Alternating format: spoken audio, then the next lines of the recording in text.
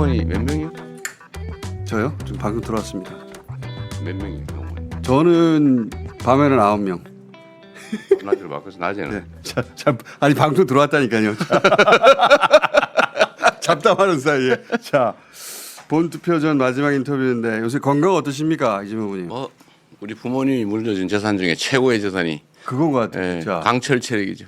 와, 제가 어제 제 인터뷰 진짜 한 15년 동안 여러 번 했는데 네.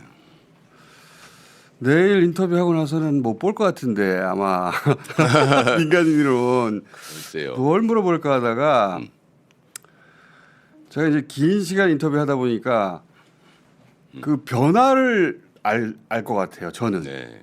아 이때는 이랬는데 그때 이런 일 겪고 나서 이런 변화가 있었고 그 변화를 알 것 같은데 그 변화를 제가 알려드리고 싶어서 네, 네. 그 성남시장으로 정치인 데뷔한 이후로 지금까지 정치인 이재명의 변화, 발전, 진화 그 얘기를 한번 해볼까 합니다. 네. 자, 우선 초등학교 졸업하고 돈 벌려고 공장 다니셨잖아요. 네. 그래서 그 흔한 중학교, 고등학교 동창이 없으셔. 그렇죠. 우리는 대신에 공장 노동자 동창이 있습니다. 그러니까 그 시절에 공장 친구들 지금도 연락하십니까? 연락하죠. 뭐 소방관 된 친구도 있고, 뭐 개인 사업하는 친구도 있고, 많이들 그러니까 10대 시절에 그렇죠. 많이 떠났어요. 아 그래요? 예. 세상을? 예, 이게 환경이 어려워서 그런 것 같아요. 그 산업체 특별학급이라고 있었죠. 네. 혹시 기억하세요? 예예. 공장 다니는 소년 소녀들한테 밤에 학교를 다니게 해줘요. 예예. 근데 그 멤버들이 있는 거죠. 저는 이제 학교를 안 가고 검정고시를 했고 이제 그 친구들은 학교를 다녔는데 이제 그때 그 또래 멤버들 모임을 오리엔트 공장 모임을 아직도 하죠. 오리엔트 공장에서 손 다치신 거 아닙니까? 아니 그건 아, 야구 공장이었나? 야구 글러브 공장. 그 바로 직전이었죠. 그러니까 그 10대 시절 도시민들이 학교 못 가고 공장 다니던 그 친구들을 지금도 연락하세요? 네. 그러니까 남들은 인생에 제일 중요한 귀한 친구들이 그러니까 역할을 많이 하는 그게 고등학교 친구들이잖아요. 우리는 딱 고등학교 나이 때에 공장 노동자들 모임을 하고 있죠. 그리고 보면은 그런 분들을 위한 활동을 해야 되겠다. 그 시민단체 활동하고 인권 변호사 네. 하셨는데 사실 되자마자. 네. 근데 왜 굳이 출마를 하신 거예요? 거기서부터 시작해볼게요. 원래는 출마할 생각이 전혀 없었죠. 그러니까 저는 사회운동을 해야 되겠다고 마음먹었고 판사 검사보다는 변호사가 좀 능동적으로 적극적으로 활동할 수 있을 것 같아서 변호사를 선택을 했는데 어쨌든 그 활동을 계속하면서도 정치는 전혀 생각이 없었어요. 그 소위 말하는 그 파크뷰 특혜 분양 사건, 예. 그 소위 부정비리 추적 운동을 하다 제가 검사 사칭 혐의로 맞아요. 몰려가지고 어쨌든 구속됐었잖아요. 그런데 그때까지만 해도 당시 선거제도가 그 당수한테 충성을 맹세해야 낙점을 받고 총재, 그렇죠 총재한테 표. 예. 그리고 선거 비용을 엄청나게 들여야 되고 그럼 이제 당선되면 본전 찾고 다음 이제 선거 준비하느라고 돈을 모아야 돼요. 그래서 지자체장들이 대부분 돈 때문에 다 날라가죠. 그죠. 예. 뭐 국회의원도 마찬가지고. 그런데 그 떨어지면 이제 패가망신 이제 거지 되는 거죠. 그걸 왜 하냐 내가 전혀 생각이 없었는데 노무현 대통령이 선거제도 정치제도를 완전 바꿔버렸죠. 그러니까 기간 당원 많으면 공천 받는 거고 선거 비용도 일정 득표 이상을 하면 되돌려주고. 그래서 제가 안 되겠다. 그래서 인생 확로를 바꿨죠. 그래서 저는 사실은 노무현 대통령의 영향을 꽤 받았는데 개인적인 인연이 있지는 않고 불안하잖아요. 24살, 5살짜리가 이제 세상 개업하려니까 판사 검사하면 솔직히 먹고 사는데 지장 없고 6개월만 하고 나와도 좋은데 정관 되는데 바로 변호사 기업을 하려니까 사실 되게 두려웠어요. 망설여지고 세상 끈도 없고 아는 사람도 없고 뭐 나이도 친구들이야 어리고 대부분 공장 친구들인데 그 친구 공룡식밖에 없는데 근데 그때 이제 노무현 대통령이 사법연수원에 강연을 오셔가지고 그랬어요? 네, 그러니까 우리 노동법 학회 근데 노동 개인 이재명은 몰랐는데 몰랐죠. 근데 그분이 해준 말씀이 여러 가지가 있는데 딱 하나 저한테 꽂힌 게 있죠. 변호사는 굶지 않는다. 해보니까 뭐 굶지는 않더라. 그냥 과감하게 하고 싶은 일 해라. 그래서 괜찮겠다 이래가지고 그때 개업을 결심. 24살, 25살 그때 그래서 노무현 대통령의 첫 대통령 그때는 아니었지만 그 변호사의 선배 변호사의 변호사. 첫 영향을 받았고 굶지 않는다. 네. 하고 싶은 거 해라. 노무현 대통령도 변호사 시절 잘 나갔거든요. 돈 많이 벌고. 그러니까 뭐 등기도 하시고 그래가지고 다른 변호사들 싫어했죠. 그래서 노무현 대통령 첫 영향을 그래서 받았고 받았고 나중에 그러고 대통령 이제 개업을 됐는데 했는데 시민사회운동이야 열심히 했지만 정치 생각 전혀 없었는데 이 정치 제도를 바꿔가지고 충성서약 안 하고 돈 들지 않고 뜻대로 할 수 있는 세상이 열린 거예요. 그래서 제가 노무현 대통령이 열어준 길을 따라왔다고 하는 이유가 사실 그 얘기입니다. 시민단체에서 인권 변호사로 하고자 했던 일을 그러면 아예 제도를 바꿀 수 있으면 더 좋지. 그렇죠. 정치를 하면 훨씬 더 빨리 할 수 있다. 빨리 할 수 있다. 그리고 그 결정적인 계기는 이제 사실 오늘 아마 가게 될 텐데 시립의료원 만들자고 공공의료원 시립의료. 그렇지. 만들자고 했다가 근데 그거를 의회에서 47초 만에 폐기하고 막 지들 마음대로 하는 걸 보고 그때부터 제가 또 두 번째 전과가 생겼거든요. 거기서 항의했다고 특수공무지원 방해. 그러고 난 다음에 추배가 됐는데 제가 2004년 3월 28일 오후 5시에 교회 지하실에 숨어 있다가 기도실에 숨어 있다가 그때 같이 왔던 밥을 사가지고 몰래 왔던 우리 보건의료노조 활동하시는 그 형님하고 둘이서 끌안고 울다가 우리가 그냥 출마하자. 우리가 그냥 시장이 우리가 돼서 그냥 의료원 만들자라고 해가지고 시작한 게 정치였죠. 그렇게 항상 당하고 쫓겨다니다가 네, 언제나 그랬죠. 안 되겠다. 이 제도를 우리가 직접 만들어야 되겠다. 우리 손으로 하자. 그게 정치의 출발입니다. 자, 결국은 했어요. 그러니까 한 정도가 아니라 2010년에 지금 성남시장 당선되셨는데, 그렇죠. 그때는 떨어지고. 네, 한 번 떨어지고, 네. 그 총선도 한 번 떨어지셔서 보면 2008년에 이제 깍두기로 나간 거고, 근데 2010년에 당선돼서 2013년에 우리가 착공했죠. 그리고 되자마자 모라토리움 선언해가지고 언론에 꽤 보도가 됐죠. 당시 거의 뭐 성남시장. 죽을 지경으로 얻어맞았죠. 근데 그때 뉴스가 되긴 했지만 이재명 이름이 널리 알려진 건 아니었어요. 성남시장이 이상한 짓을 했어 이런 식으로. 정치적 자산이 생겼죠. 근데 대신에 엄청난 맷집이 필요했고요. 제가 그때 한두 달을 전국 언론으로부터 얻어맞고 맞아요. 제가 그 다음부터는 제가 침묵 모드를 몇 달을 지켜가지고 겨우 숨만 붙어 살았습니다. 근데 제대로 알려진 건 전국구 정치된 건 제 기억으로는 2016년에 박근혜 정부가 지방재정 개편하려고 할 때 그렇죠. 예. 그때 선봉에 서서 단식을 하셨어요. 무기한. 그러죠. 예. 그때 사진 같은 거 2016, 저 때도 젊었네요. 저 젊은 것 좀 보세요. 그새 많이 상하셨네. 네, 많이 저는 상했어요. 열흘 단식하고 난 뒤인데도 네, 진짜 많이 상했습니다. 그때 제가 좀 폭삭 늙었수다. 그게 폭삭 늙을 수다 진짜. 저 때도 제가 인터뷰하던 시절인데 네, 그때 네. 파파이스 방송인가 달려오신 거 기억나십니까? 그렇죠. 네, 어. 네. 단식 한참 하다가도 달려왔어요 그때. 얼마나 체력이 좋은지. 근데 열하루밖에 못 버텼어요. 근데 열하루. 그 네. 광화문 현장이 너무 시끄럽고 그 밤에 잘라 그러면 땅이 울려가지고 잠을 잘 수가 없어요. 광화문 단식은 할 게 못 되더라고요. 근데 저 때까지만 하더라도 민주당 코어 지지층 정도만 알았어요. 그렇죠. 예. 그러다가 대선 후보로 처음 부상한 게 언제냐면 박근혜 탄핵 연설 때 탄핵 현장에 나가서 정치인 중에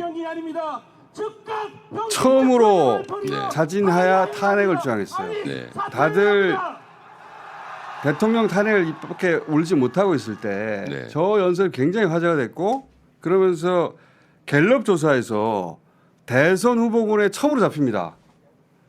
이재명 1%. 근데 약간 저거는 네. 다른 때예요. 저게 2015년. 15년 4월인데 저때 왜 올라갔냐면 네. 저를 이제 종북몰이를 해가지고 이 빨갱이다. 어. 그 북한에 돈 대줬다. 그러니까 종북의 자금줄 그때 이제 커트된 제 호칭이 종북 자금줄이었어요. 왜 그랬냐면 제가 청소 노동자들한테 청소 용역을 줬습니다. 맞다. 그 사건이 예, 있었다. 나눔 환경이라고. 예. 아니, 노동자들한테 주면 중간 착취가 없잖아요. 그 이명박도 그걸 막 칭찬했거든요. 그 전국에서 막 벤치마킹 오고 그랬어요. 그러더니 갑자기 거기 민주노동당 당원들이 몇 명 있다고 그래가지고 저건 종북 단체다. 이재명이 종북의 자금줄이다. 이래가지고 저를 수사하고 뭐 그걸 몇 년을 괴롭히기 괴롭혔잖아요. 시작했죠. 예, 저 때가 2015년 2월인가에 제가 서울지검에 소환됐어요. 회계한 그 죄명으로 무고죄로 무고죄로. 언론이 저를 엉터리 보도를 해가지고 제가 고소를 했는데 그거를 무고라고.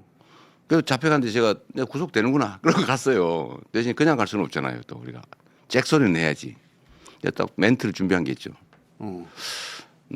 나는 일거리를 줬다 노동자들한테. 근데 나보고 종북이라 하는데 저 회사가 몇 년 동안 사회적 기업으로 선정돼서 이명박 박근혜 정권이 매년 8천만 원씩 사회적 그 기업 지원금을 줬다. 그냥 준 거 아니냐. 일거리 준 이재명이 종북이면 돈을 현금을 준 박근혜는 고첩이다. 그래서 제가 딱 준비를 해가지고 맞다. 네. 맞다. 그 사건이 있었다. 네, 그래서 막 종편이고 막 생중계 했잖아요. 이제 마지막 이재명 죽는 날이에요. 네, 재산 날인데 어차피 죽는 거 화끈하게 하기로 딱 준비를 해가지고 그러다 다행히 구속이 안 됐어요. 맞아. 그리고 보면은... 그 다음 달에 제 1%가 나온 겁니다. 아 맞다. 네네. 맞다. 기억납니다. 네, 그때도 죽을 뻔했죠. 근데 제가 이재명 후보님을 처음 알게 된 것은 2011년, 2년 그 정도예요. 그러니까 그 물론 별로 중요한 인물이 아닌가 나 기억이 안 나는데. 모라토리엄 선언했을 때 크게 보도가 됐잖아요. 근데 네네. 이재명 시장에 대해서 크게 사람들이 알지는 않았어요. 당연히 그냥 그렇죠? 이상한 사람이 하나 등장했는데 지자체장 중에 뭐 떨어질 것 같은 사람이 하나 새로 됐네. 근데 제가 1년인가 2년 후에 왜 이재명 시장을 눈여겨보기 시작했냐면 그 모라토리엄 때문이 아니라 그때는 이 댓글 공작이라는 게 국정원을 통해 가지고 맞아요. 네네. 그 2010여 년 선거에서 잡히기도 했지만 네.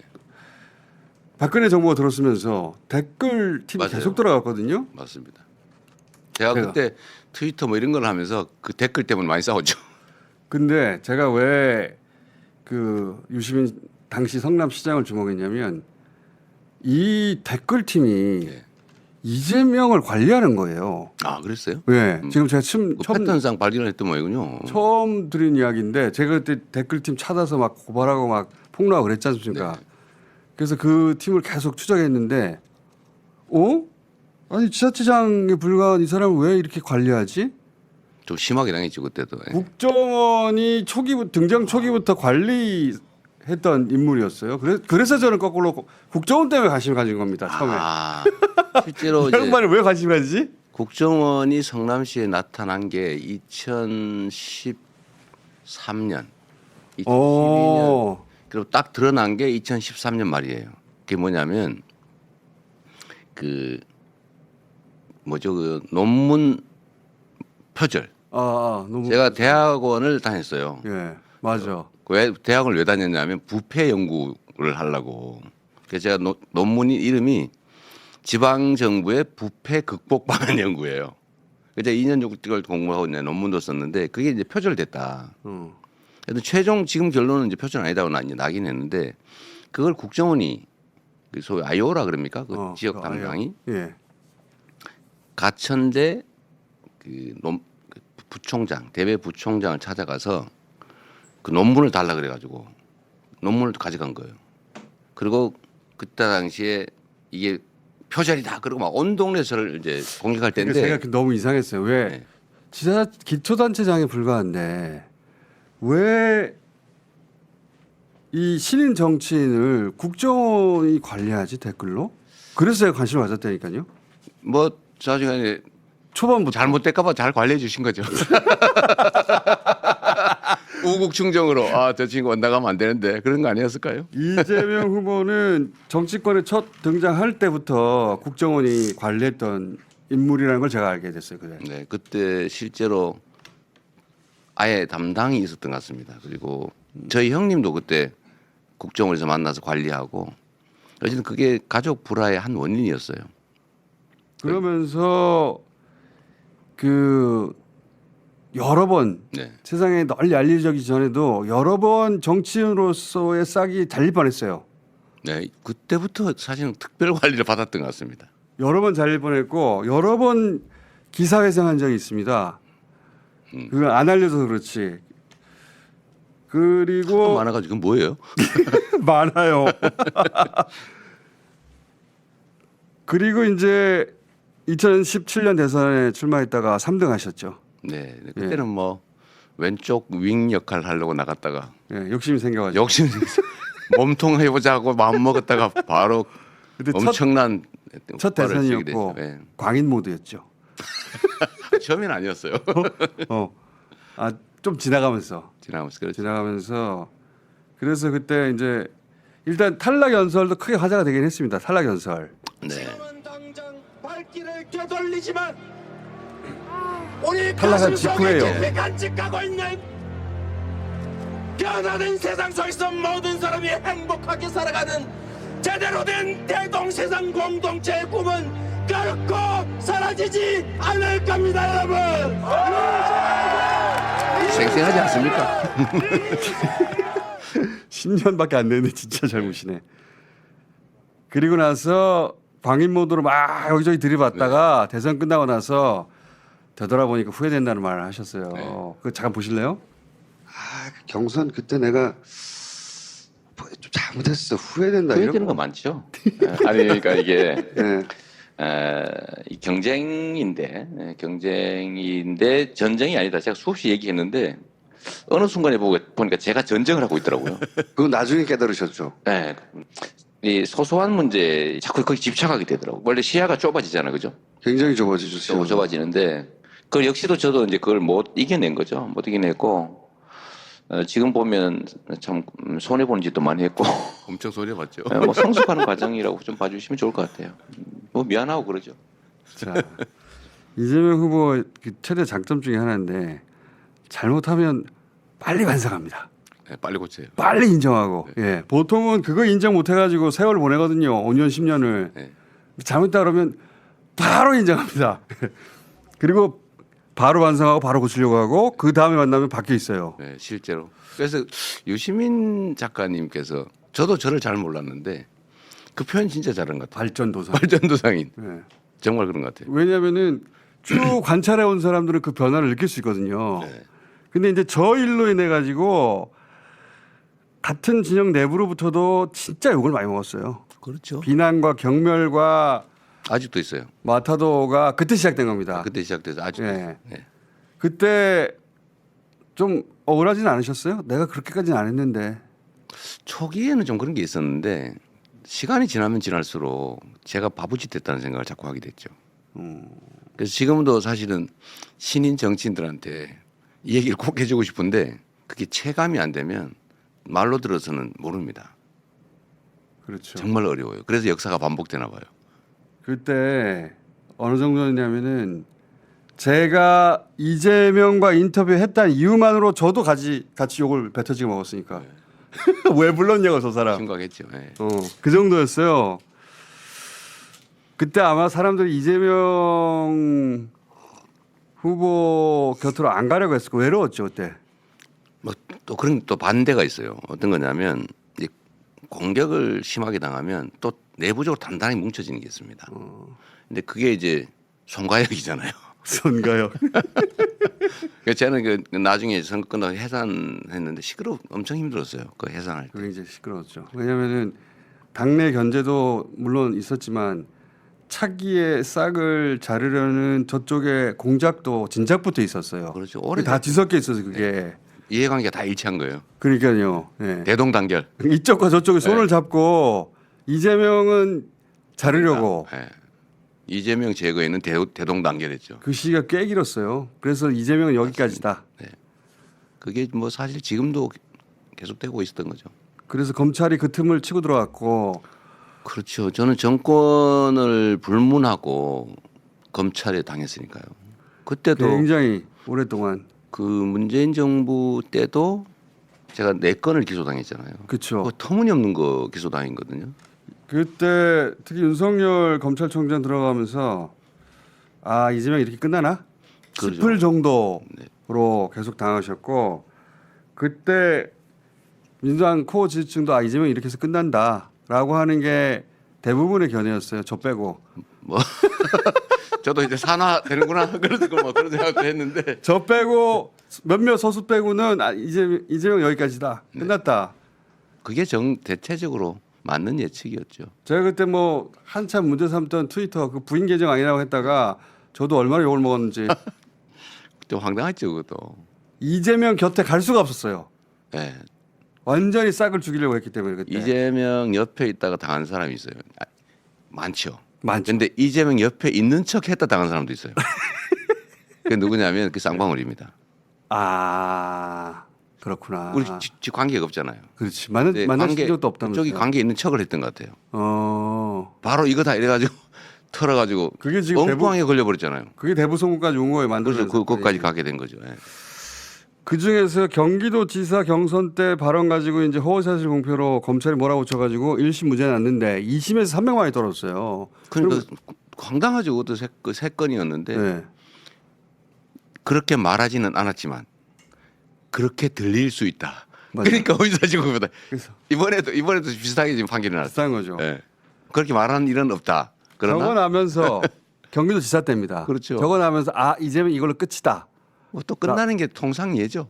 통상 예죠. 2심이 대법 가서 네. 뒤집어지는 경우가 거의 없으니까.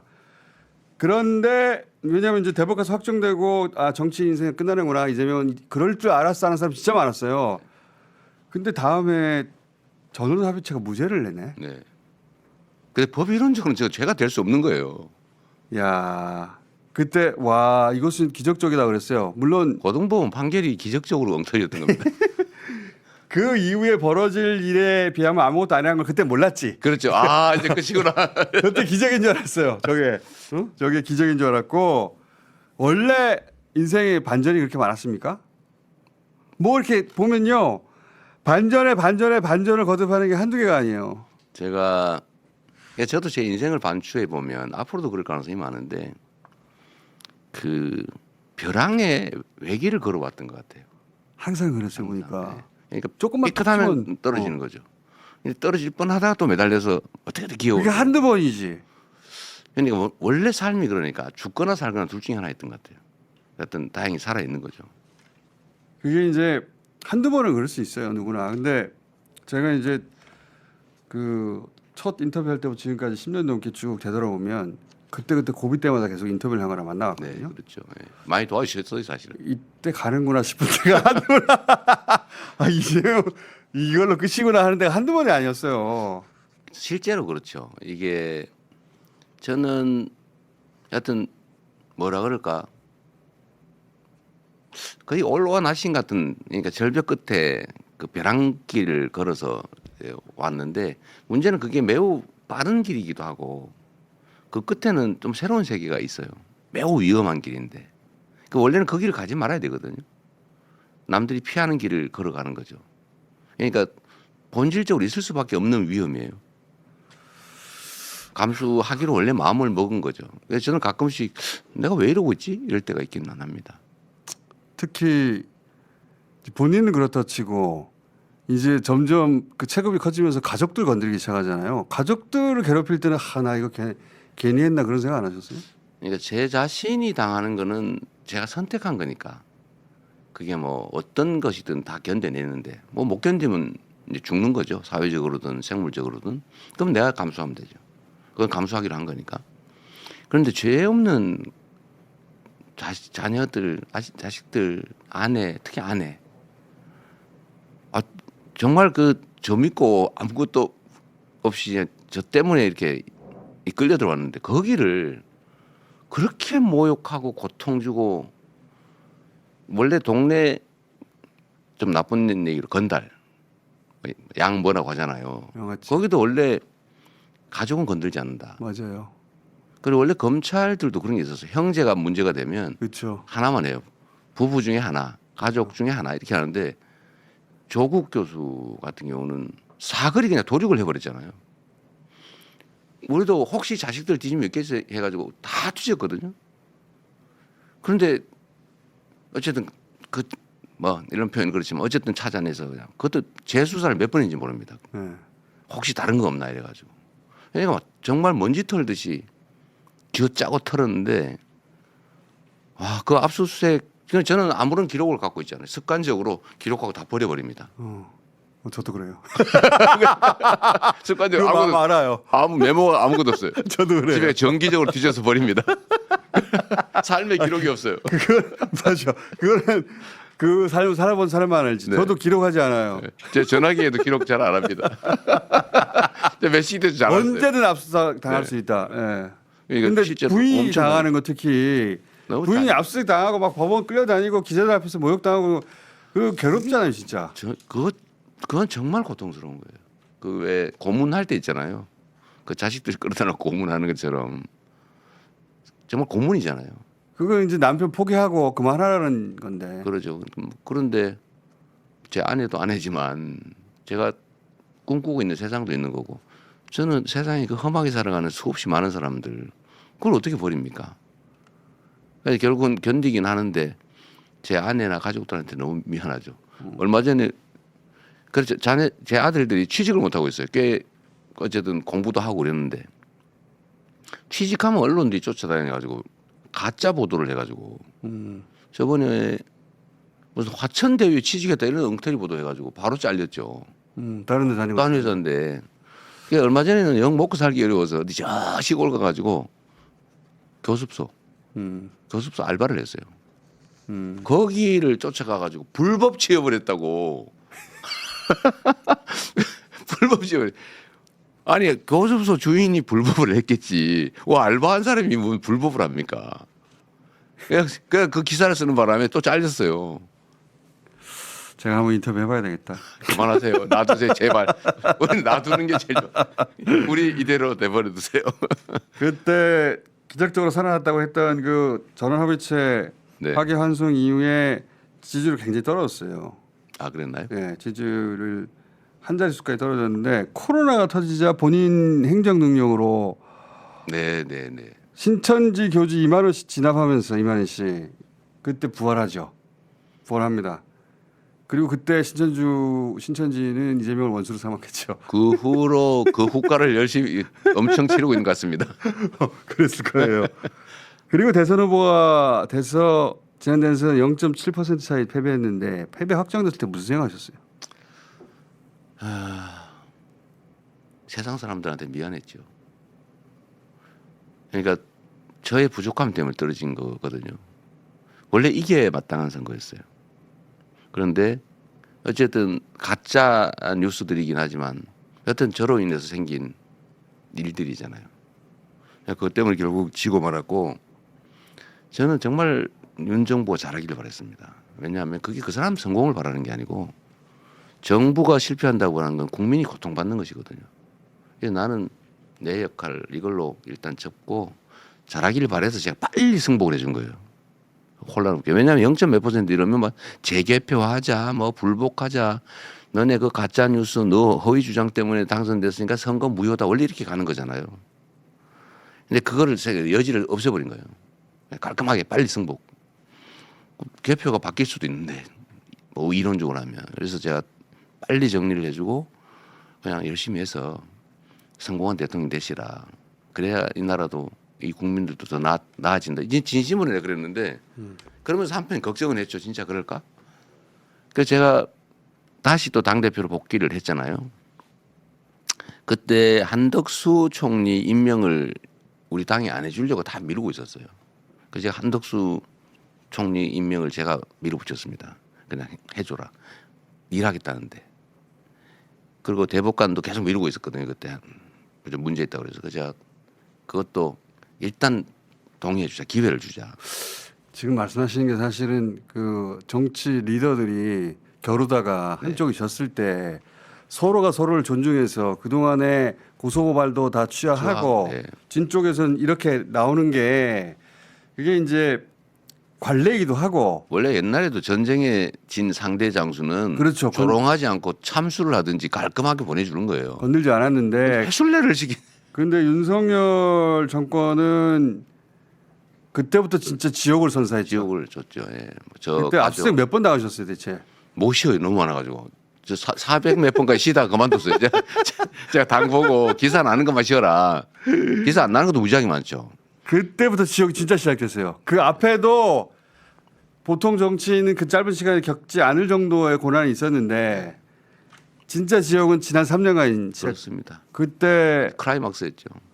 뭐 가족들 괴롭히는 것부터 시작해가지고 그리고 당 내에서도 이참에 이재명이라고 하는 라이벌이 없어지면 좋으니까 그런 세력들이 네. 있었어요. 그래서 실제 검찰 손에 윤석열 손에 넘겨주려고 한 이들이 수십 명 됐죠. 그래서 체포 동의안 통과된 거 아닙니까 그때? 그렇죠. 149표, 와. 첫 부 136표, 기권 6표, 두 무효 번째죠, 저기. 2 4표로서 번째겠죠. 가결되었음을 선포합니다. 저때 넘어간 민주당 의원들 누군지 아십니까? 근데 그 얘기 전에 예. 첫 그 동의안 표결 때 이미 사실 그 숫자는 드러났어요. 간당간당했어요. 예. 기권, 예. 무효, 예. 경고거든요. 그리고 실제 경고를 받았어요. 6월달에. 뭐라고 경고를 받았습니까? 이제 와서 하는 이야기인데. 10월쯤에는 무사하지 못할 거다. 아 알고 있습니다. 그러니까 본인을 위해서나 당을 위해서 관둬라. 그리고 그때가 언제냐면 그 이화영 부지사를 막 압박해가지고 아 가짜 증거 만들고 있을 때입니다. 그러니까 이제 1차는 부동이 이제 부결됐는데 예. 그 숫자를 세보니까. 따져보면 대충 몇 명 나오는 게 30명, 예. 딱 30명 가까이 예, 나오고. 30여 명 됐죠. 그리고 그걸 가지고 저한테 협박을 한 거죠. 이제 봤지? 이 정도 우리 숫자 있다. 야, 그만둬라. 그래서 뭐 9월 위기설, 뭐 10월 어쩌고 막 했잖아요. 그리고 그때 정말 맞춰가지고. 그리고 2차 표결은 제가 버티니까 그냥 그렇게 못하겠다 내가. 뭐 이게 내 것도 아니고 내 개인 삶이라면 내가 포기할 수 있는데 이게 얼마나 많은 사람들이 관계된 일인데 이런 식으로 거래해서 접을 수는 없다. 그래서 감옥을 가더라도 그냥 고다 이렇게 해가지고 갔는데 결국은 그 딱 그 정도 숫자예요. 예, 가결해서 제가 뻔냈죠. 저 띵동동 하시는 저 경호원분 그 소리 좀 줄여주세요. 방금 띵동띵동 배경 들린 거는 경호원들 폰이 울렸습니다. 근데 누군지는 아세요? 대충 알죠. 이게 또 그 반복되는 패턴인데 이재명을 죽이려는 사람들이 있어요. 근데 그 끝은 꼭 그들이 죽습니다. 맞아요. 이분들 거의 다 그랬어요. 이분들이 다 경선 탈락하고 당 나가고 그랬잖아요. 그러죠. 제가 가끔씩 그런 상상을 할 때가 있는데 왜 나한테 와서 들이받고 내가 때렸다고 주장하지? 이런 생각을 할 때가 많아요.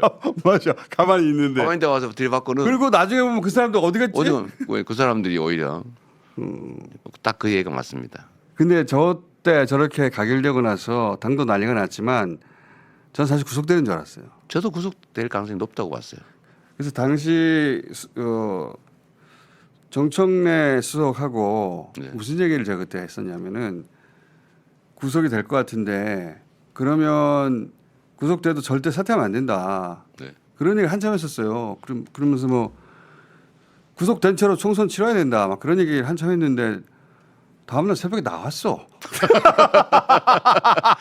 우리는 그 이전에 저는 원래 험한 삶을 살아서 그런지 모든 가능한 경우를 다 대비해요. 그러니까 A안, B 플랜, 다 C 플랜 이렇게까지.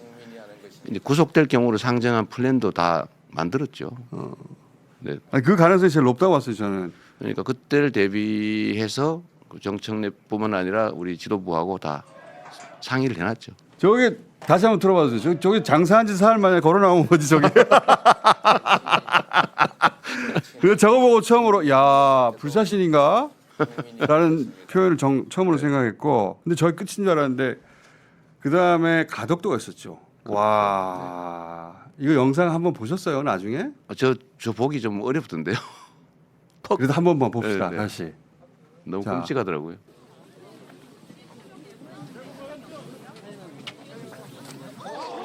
어우, 정확하죠. 다른 각도도 있어요. 다른 각도 영상 있습니까? 와, 저는 저거 가끔 사실 꺼내봐요. 아 그래요? 왜냐하면 저렇게까지 한다. 그건 그렇죠. 네. 본인은 안 꺼내보실 것 같은데 전 보기가 좀 어렵더라고요. 저도 퍽 소리가 나요. 퍽 소리에. 다른 영상 보면은 그때 여기 찔린 거예요. 이 깃이 안 걸렸으면은 돌아가셨어요. 네. 딱 1mm 차이였습니다. 그때 저 때도 정청래 최고하고 그때 갔다 그래가지고 전화했는데 그때 정청래 최고는 목에 칼이 깊이 찔린 것 같다. 그래서 제가 돌아가신 줄 알았어요. 아, 이거 저도 죽는 줄 알았습니다. 목 동맥을 찔렸을 수 있고 피가 많이 났다고 하니까 네. 그러면 야 돌아가시겠구나. 진짜로 그렇게 생각했어요. 제가. 저는 이제 처음 이렇게 저는 주먹으로 맞는 줄 알았어요 처음에는. 퍽하고. 네, 퍽이게. 근데 그래서 여기를 잡고 있는데 뜻한 게 자꾸 흘러 나오는 거예요. 아, 이 찔렸구나. 그래서 제가 누르면서 빨리 목을 눌러라. 어. 이게 손상이 압력 때문에 커지잖아요. 그래서 무릎으로 누르고 있었거든요. 무릎으로. 네. 손으로 누르고 있길래 더 세게 누르라고. 그래서 이렇게 하늘을 쳐다보고 있는데 아 저게 마지막 하늘이구나. 그 내 안에 떠오르고 이렇게 뭐 지나간 필름처럼 좀 정말 지나가고 곧 이제 저기 잘 안 보이고 의식이 사라지겠지. 그런 생각하셨어요. 예, 그러고 근데 한참 있는데 계속 보이는 거예요. 여기 살 수 있는 거 아니야? 아 처음엔 이게 마지막 하늘이구나 맞아, 생각하셨구나. 그렇죠, 예. 내가 그 얘기는 들었어요. 그 수행 왔던 분한테 그 내가 갈지 모르니까 그 아내한테 이 말을 전해달라고. 네. 그 얘기까지 들었는데 하늘이 계속 보이네. 아니, 파란 하늘이 계속 보이는 거예요. 그래서 혹시 살 수도 있는 거 아니야 이런 생각이 들어서 저 때 저는 돌아가신 줄 알았어요. 진짜로. 근데 이제 또 살아났어. 정말 1mm 차이였어요. 이게 정맥은 67%가 잘렸대요. 3분의 2가. 옆에 동맥이잖아요. 그 사이를 찔린 건데 열상이 아니고 자상인데 국정원이 열상 1cm. 그러니까요. 그래서 좀 사기를 친 거죠. 근데 어쨌든 그 1mm 차이로 그래 스치기만 해도 터져버렸거든요. 동맥은. 정말 죽고 사는 게. 하느님이 보호하사. 근데 그때 여러 차례 변하셨지만 전날 이후에 제일 많이 변하셨어요. 그렇죠. 제일 많이 변하셨고 그 전에 제가 이재명 후보님한테 받았던 인상들 여러 가지가 있지만 총명하다, 일처리 빠르고 판단력 혹은 뭐 에너제틱하고 체력 죽이네 뭐 이런 생각을 했었는데 그 중에 어그레시브가 있었다고요. 당연히. 근데 전날 이후로 어느 순간부터 그게 사라진 거예요. 공격적이고 어그레시브하고 그렇죠. 그게 사라지고 왜 이렇게 관대해졌지? 왜 이렇게 담담해졌지 사람이? 나머지는 거의 비슷한데 이거는 오랫동안 인터뷰해야 알 수 있는 변화인데 주변에서 오랫동안 알던 분들이 그 얘기하죠. 그렇죠. 저도 스스로 느껴요. 관대해졌다. 관대해진 것일 수도 있고요. 그러니까 좀 초연해진 것 같아요. 모든 것들이. 윤석열 생각하면 아이고 안 됐네. 안 된 데까지. 실제로 안 됐잖아요.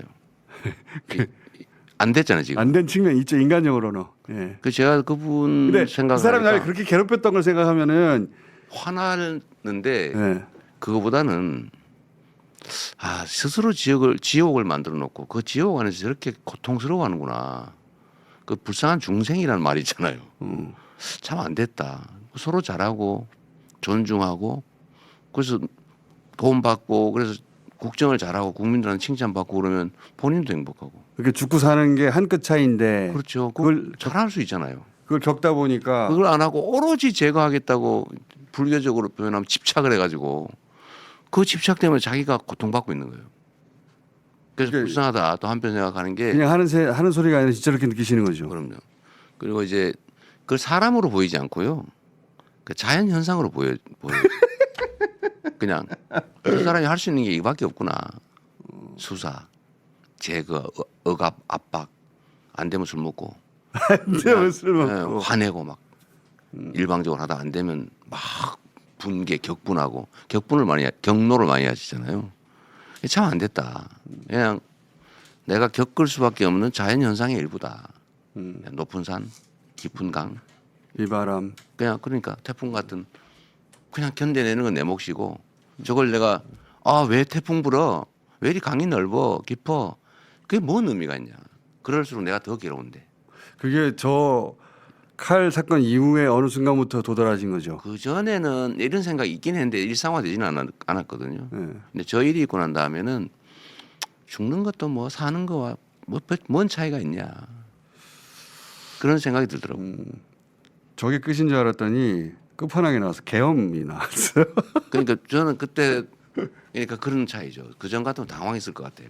아, 당황하고 두렵고 근데 제가 그 질문 하려고 그랬는데 아. 왜 계엄 터지자마자 지난번에 한번 여쭤봤는데 제일 먼저 생각난 게 방송한 거였잖아요. 광주. 노타임으로 네. 광주가 생각나고 대응 방법은 국민들밖에 없다. 그리고 가면 잡히는 거잖아요. 저거 가서 계엄 해제 안 되면 죽는 거죠. 그렇게 하면 해제 가능성 거의 없죠. 보통 우리가 아는 상식적으로. 상식적으로는 아니 어떤 바보가 그걸 열어놓겠어요. 근데 저 바보 짓을 한 거예요. 하느니 보호하자. 당연히 저는 문 앞에 저를 체포하기 위해서 대기하고 안 되면 국회를 봉쇄하고 이미 군대가 다 에워싸고 또 아니더라도 밀고 들어오고 공포탄 쏘고 그러니까요. 그 포금탄 터뜨리고 잡혀간다. 잡혀가고 때려 부시고 예. 잡혀가고 당연히 고문은 기본인데 자백받아야 되잖아요. 저 부정선거 했습니다. 그거 써야지 뭐. 솔직히 어떻게 해요. 그래서 제가 제일 무서운 게 저는 죽는 게 안 무섭거든요. 그렇게 되신 것 같아요. 예, 죽는 게 전혀 안 무서워요. 근데 전혀 안 무서운데 야구 방망이는 무섭더라고. 야구 방망이로 그래서 때리면 차라리 칼, 뭐 총 깔끔하게 그건 괜찮은데 야구 방망이는 진짜 머리 끔찍한 거예요. 아, 너무 괴롭잖아요. 그걸 노상훈이가 아는 겁니다.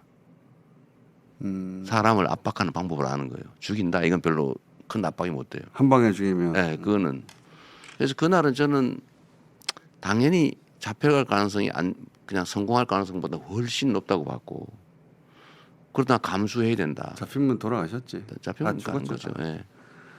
근데 저는 정말 대단하다고 생각하는 게 저는 그렇다 치고 저는 야당의 대표고 책임자잖아요. 그 저는 뭐 겪을 산전수전 다 겪어서 이 두려움보다는 사명감이 사실 앞서고 죽으나 사나 거기서 거기다. 사실 사는 게 더 행복하지도 않고 죽는 것보다 더 낫다고 생각되지 않은 상태가 돼버렸으니까요. 너무 괴롭기도 하고. 그 지옥을 겪는 동안. 네, 지옥이니까 그 지옥에서 덜 괴로운 방법은 그냥 인정하는 거예요. 미워하지 않는 거예요. 미워하면 더 힘들어. 그래서 다 내려놨는데 다른 국회의원들은 아니잖아요. 그렇죠. 처음 겪는 사람들 계엄인데 그거 무서웠을 것 같아. 굉장히 무서웠다고 해요. 다들. 네. 그런데 안 할 수는 없잖아요. 그 그쵸. 사명감으로 담도 넘고 더 위대한 거는 우리 국민들이죠. 맞아요. 그 슈퍼 갔다가 막 갑자기 듣고 제 방송 듣고 슬리퍼 신고 달려온 슬리퍼 사람. 뛰고 막 달려오고 반팔도 있었다고 해요. 내가 보지는 못했는데 그 사람들이 장갑차 맞고 깔아뭉개면 어떡할 거예요. 그게 위대한 거죠 정말로. 계엄 해제되고 탄핵 소추하고 했는데도 탄핵 선고가 길어졌어요. 네. 그러면서 그때가 제일 힘들었습니다. 윤석열 돌아온다고 난리 났잖아요. 네. 3월 말 4월 초. 그때 제가 오랜만에 잠깐 전화 통화를 했는데 제가 그런 얘기를 한 적이 있습니다. 후보님한테 국무위원 전원 탄핵해야 된다라고 네. 했더니 그때 제가 이제 처음 밝히는 건데 뭐라고 하셨냐면 그렇게 하면 안 된다. 법적으로도 안 되지만 정당하지 않다고 하셨어. 정당하지 않다. 그래서 나 그때는 그래도 해야 된다고 하고 전화를 끊었어요. 끊긴 했는데 질문이 하나 있습니다. 그 역사 앞에서 정당한 게 그렇게 중요한 겁니까? 그 합법 불법 정당 부정당 그 문제도 있는데 사실 그게 제일 나은 해결책이 저는 아니라고 봤어요. 정말 성질 같아서는 싹 해버려야죠. 그리고 그들은 그렇게 당할 만큼 잘못했어요. 근데 그 다음에 올 상황이 정당하지 않다고 대중이 판단하면 대중 동원이 안 됩니다. 그게 움직이지 않죠, 정당성의 스스로. 힘이죠. 그런데 전원 탄핵해버리면 이제 정부는 없는 상태가 돼요. 근데 문제는 그 다음 승계 순위가 법에 안 정해져 있습니다. 국회로 뭐 예를 들면 선출직으로 넘어온다. 그거 만들어야 될 것 같은데 이제는 그렇게 되면 모르겠는데 그냥 없어지는 거예요. 근데 국회가 통제할 수 있냐? 없어요. 그러면 머리가 없는 상태가 되는 거예요. 나쁜 머리라도 있어야 정당하지도 않고 그것이 통제되는 상황도 아니다. 예, 이게 무정부 상태가 될 수 있어요. 종합적으로 판단했을 때. 네. 그게 제일 문제였죠. 근데 제가 그때 근데 그 무정부 상태의 가능성을 마지막으로 막아주는 거는 국민들의 힘인데 국민들에게는 정당성을 부여해 줘야 돼요. 정당성이 무엇보다 네. 근데 그게 혼란이 생겨버리면 국민들이 나서기가 어려워지죠. 근데 근데 고민은 참 많았죠. 제가 그때 그 통화하고 나서 저는 그때 그래도 저는 탄핵해야 합니다 하고 전화 끊었는데 뭐 내가 그렇게 할 수 있는 건 아니지만 끊었는데 그런 얘기 많았어요. 예. 근데 제가 그 통화 이 얘기를 다시 왜 꺼내냐면 정당하지 않다는 표현을 쓰시고 나서 제가 그때 처음으로 이분이 대통령 될 준비가 끝났구나 생각을 했어요. 아, 그러셨어요? 예. 저는 그렇게 떠들어도 되거든요. 근데 대통령이 될 사람은 판단이 그렇게 달라야 되죠. 저는 그렇게 끝났구나. 그렇지. 대통령이 된 사람은 그렇게 판단해야 되지. 언제나 전체를. 음. 뭐 제가 뭘 한다는 게 아니고 언제나 전체를. 그때 그 생각을 했고 그 다 끝난 줄 알았더니 또 대법원이 파기하죠. 제가 이 많은 과정 중에 제일 황당한 거였어요. 다른 것들은 어느 정도 예측을 했는데 이거 예측 못하셨죠? 이거 전혀 예측 못해. 대법원이 이렇게까지 노골적으로 대선에 개입하나? 자. 진짜 아무도 예측 못했어요. 저 일종의 특종일 수도 있는데 예. 그 얘기를 하면 대법원 쪽에 저한테 직접은 안 오지만 이 소통들이 일부잖아요. 예, 예. 사람 사는 세상에 이게 없을 수 없거든요. 제가 들은 바로는 빨리 정리해 주자였다고. 저도 비슷한 얘기 들었어요. 빨리 기각해 주자. 어. 깔끔하게. 그랬다고 해요.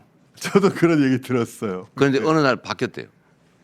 갑자기. 조희대 대법관 네, 갑자기 바뀌었어요. 대법원장이. 그 과정은 뭐 말하기 그렇고 네. 갑자기 바뀌어서 저는 선고한다 그래서 고맙구나 이런 생각했다니까요. 빨리 아니, 해주는구나. 그 평론가들 저쪽 심지어는 모두가 다 보수 진영의 평론가들도 다 비슷하게 얘기했어요. 이게 지금 이 시국에 시국도 있는데 이 시점에. 판결 내용이 예. 그 주심 대법관이 무죄 판결한 판결이 있어요. 그 뺏겨서 쓴 게 고등법 판결이에요. 그러니까요. 그거 참석한 사람이. 그 똑같은 사람이 주심을 했는데 반대로 쓴 거예요. 야. 그리고 더 웃기는 거는 기각은 금방 할 수 있어요. 그래서 파기를 하려면 기록을 봐야 될 거 아니에요. 그렇죠. 바꿔야 되는데 왜 바꾸는지 이유가 있어야 되잖아요. 그 핑계를 예를 들면 그 법률 판단이라서 쉽다라고 주장을 했는데 사실관계를 바꿨어요. 바꿨죠.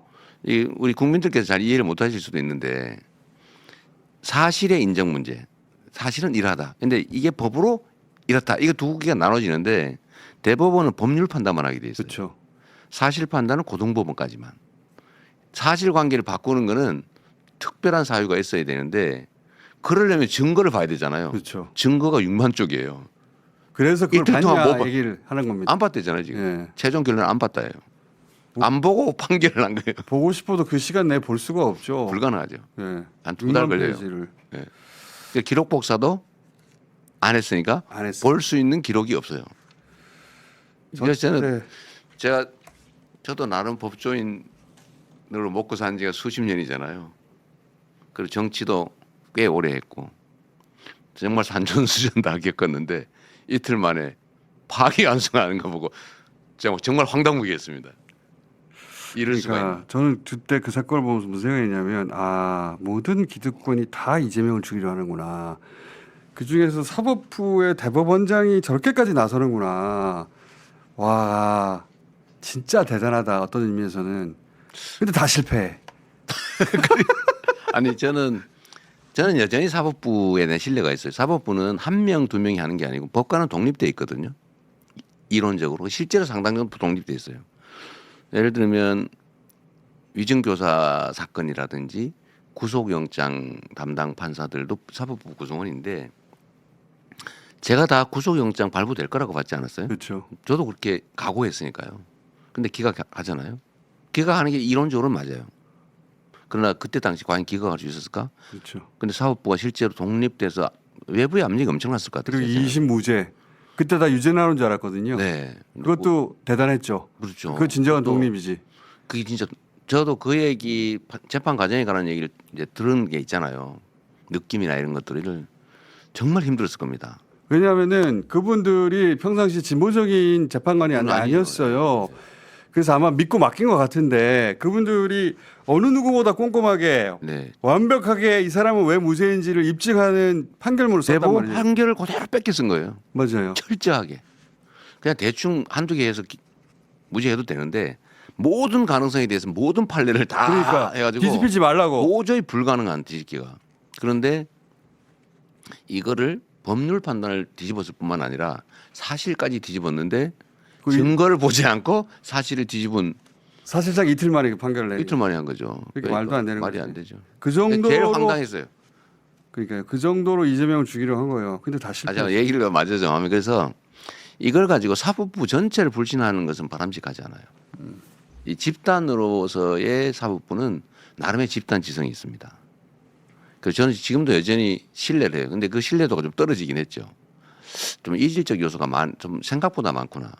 그러니까 전체 대부분의 법관들이나 사법부 구성원들은 실제로 근데 제가 신뢰잖아요. 영장 위증교사 저를 기소한 그 수많은 사건 중에 제일 가능성이 높다고 검찰이 굳이 떼서 빨리 판결한 거잖아요. 다른 거는 막 증인 478명, 선거법 증인 50몇 그걸 고른 명. 거죠. 일부러 막 시간 끈 거예요. 관계없는 증인해가지고 왜냐면 무죄 나면 곤란하니까. 근데 제일 가능성이 높다는 이 사건도 어쨌든 그 결론이 났잖아요. 그러니까 이걸 가지고 전체 법원을 폄하하거나 불신하는 건 우리 사회 모두 손실이에요. 그 점은 좀 뉘가 일부 있다 해서 그걸 다 버릴 일은 아니죠. 지금 밖에서 막 다음 일정 때문에 네네. 독촉이 한참인데 저도 이제 민간인으로 만나는 건 마지막이니까 뭐 모릅니다. 네, 아직 40몇 시간 남았어요. 뽕 좀 30, 뽑고 30 갈게요. 시간, 네. 자, 몇 가지 질문 안 남았는데 네, 그랬어요. 이제 남은 거는 진짜 이거 암살밖에 없는 거 아닌가? 그런 생각들을 여전히 하시는 분들이 있는데 뭐 저도 그렇게 생각하죠. 그죠? 그밖에 없는데 그 너무 집요해요. 방탄유리 바깥으로 제발 나오지 좀 마세요. 아니, 저는 사실 아까 말씀드렸잖아요. 첫 번째로는 죽이려고 하면 어떻게든 못 죽이겠냐 이 생각이 하나 있고 그걸 가린들 그 전에 뭐 다른 방 돌아다닐 때 얼마든지 노출돼 있죠. 그래서 그 생각이 하나 있고 두 번째는 제 개인 인생으로 보면 뭐 죽으나 사나 거기서 거긴데 그래서 제가 막 나가 봤어요. 나가서 하다가 그 오신 청중들이 지지자분들이 연설 안 들어요. 들어가! 당연하죠. 들어가! 그래가지고 전부 얼마나 소리를 불안한데요. 질러가지고 제가 한번 나갔다가 도로 들어왔어요. 얼마나 불안한데요. 본인이야 삶과 죽음이 사람의 손에 달린 게 아니구나. 네. 그런 경험을 무수히 하고 거기까지 갔지만 저희는 저희가 생각했던 도구로서 그렇죠. 이재명이 사라지면 어떡해요. 도구인데. 네, 맞아요. 절대 안 되죠. 오늘 7시에 마지막 유세라면서요. 여의도에서. 7시인가요? 어쨌든 여의도에서 마지막. 예. 그때 밖으로 나오지 마세요. 마지막으로. 그때 제발 그 안에 계시라고. 네. 예. 좀 답답하겠지만 그리고 좀 미안한 마음도 있으시겠지. 답답하지는 않고 답답할 게 뭐 있어요. 미안하죠. 그렇죠. 나를 만나러 왔는데 네, 그 안에 뒤에 있다는 게.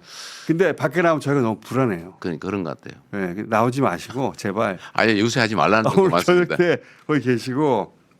마지막 질문인데 제가 뭐 그 신을 믿는 것도 아니고 운명론자도 아니긴 하는데 이 이재명 후보님의 오랫동안의 그 지금까지의 궤적을 이렇게 짚어보잖아요. 네. 진짜로 기적적으로 살아남았다. 그것도 한두 번이 아니다. 그러면서 무슨 생각을 하게 됐냐면 이렇게까지 살아남은 건 이유가 있지 않을까? 그런 생각 안 하세요? 나는 이런 뭘 하라고 살아남았나 보다. 그런 생각. 저는 제 개인 인생사에 대해서는 예를 들면 뭐 재판이든 이런 거는 내용이 없기 때문에 사필 규정할 거. 제가 사필 규정이란 말 많이 하잖아요. 진인사 대천명 사필 규정. 진짜 사필 규정을 믿어요. 실제로 그대로 되어 왔어요. 그럼 너무 상대가 공격을 무리했어요. 과유불급이죠.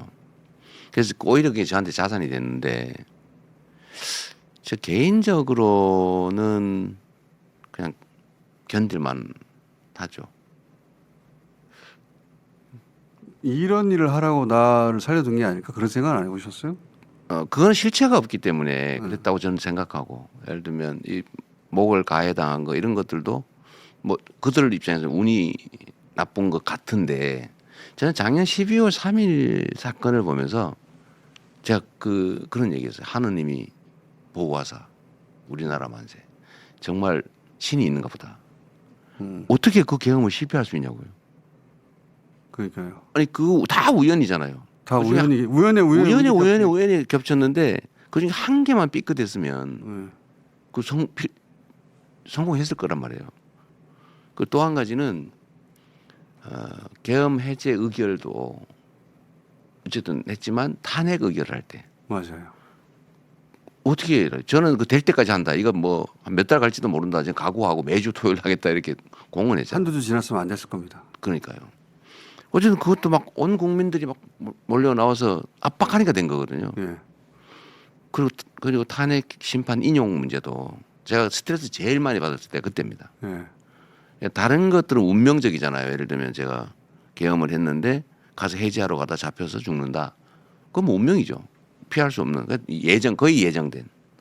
근데 탄핵은 기각하면 안 되는 거잖아요. 안 되는 이론적으로든 현실적으로든 역사적으로든. 그런데 기각될 수 있다는 생각이 어느 순간에 들기 시작했단 말이에요. 처음으로. 이거는 정말 숨막히는 일이었어요. 맞아요. 가장 스트레스 쌓이는. 근데 이건 역시도 국민들의 힘으로 이겨냈는데 이걸 보면서 이 우연들, 이 엄청난 우연이 점철됐는데 근데 결론은 국민들의 뜻에 따라서 흘러간 거잖아요. 정말 하느님이 보호하신 것 같아요. 제가 애국가에서 부를 때마다 하느님이 보호하자 할 때도 그때잖아요. 진짜 이 나라는 하느님이 보호하사 돕는 나라구나. 만약에 하나님이 보호하신 게 맞다면은 도구를 이재명으로 선택한 거예요. 지금 보니까. 왜 대통령이 데려가십니까? 정말 저는 상식적인 세상 만들고 싶어요. 그냥 상식적이고 정상적이기만 해도 세상은 훨씬 살만해요. 그냥 제가 말씀드리는 거 규칙 어겨서 덕볼 수 없고 규칙 지켰다고 손해보지 않는 그냥 누구 말씀처럼 콩 심은 데 콩 나고 팥 심은 데 팥 나는 그냥 상식적인 사회. 그냥 법이 지켜지는 사회. 공정한 사회. 나머지는 각자 경쟁해서 뭐 역량 따라서 하는 건데 그 기본적인 판은 공정해야 되잖아요. 그냥 그런 상식적인 사회를 만들고 싶어요. 그래서 저보고 누가 진보 뭐 좌파 이런 소리는 저는 실제로는 거기에 이르지 못해요.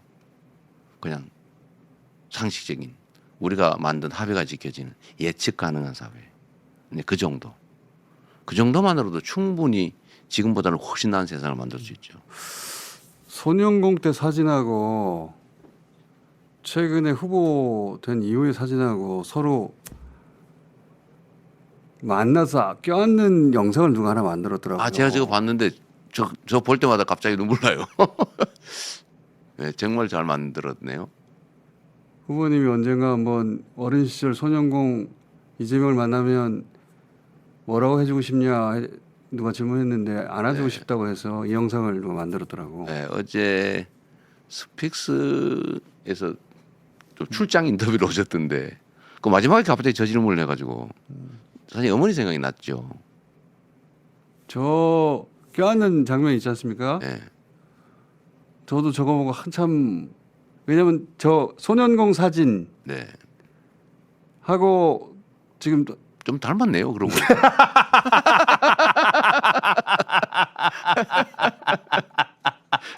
자, 눈은 좀 흘러내렸습니다. 세월이 지나 살이 좀 흘러내렸어요. 지금 50년 후네요. 50년 후. 그쯤 되겠네요. 15살 이런 저때 껴안고 무슨 얘기를 해줄 건지는 얘기가 필요하겠어요. 대선이 끝나고 나서 제가 한번 여쭤볼게요. 어쨌든 저 장면, 그러니까 저 사진을 보면 어머니 생각나죠. 저는 어머니가 가슴 아팠을 게 가슴 아파요. 지금 모습을 보셨으면 좋았을 텐데 그렇죠. 그 얘기도 선거 다 끝난 다음에 하시죠. 네.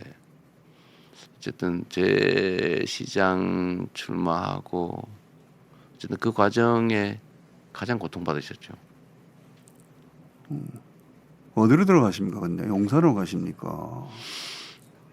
아니 뭐 결과가 나온다면 저는 또 지금 그런 얘기하면 또 뭐 다 된 것처럼 이렇게 할 가능성이 있어서 알겠습니다. 그러나 일반적인 얘기를 하면 예.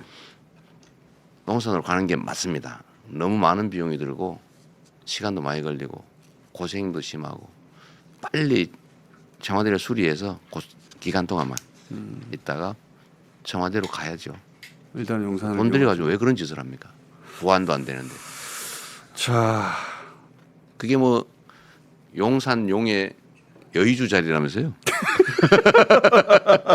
다 끝나고 언제쯤 다시 인터뷰를 하실 수 있으려나?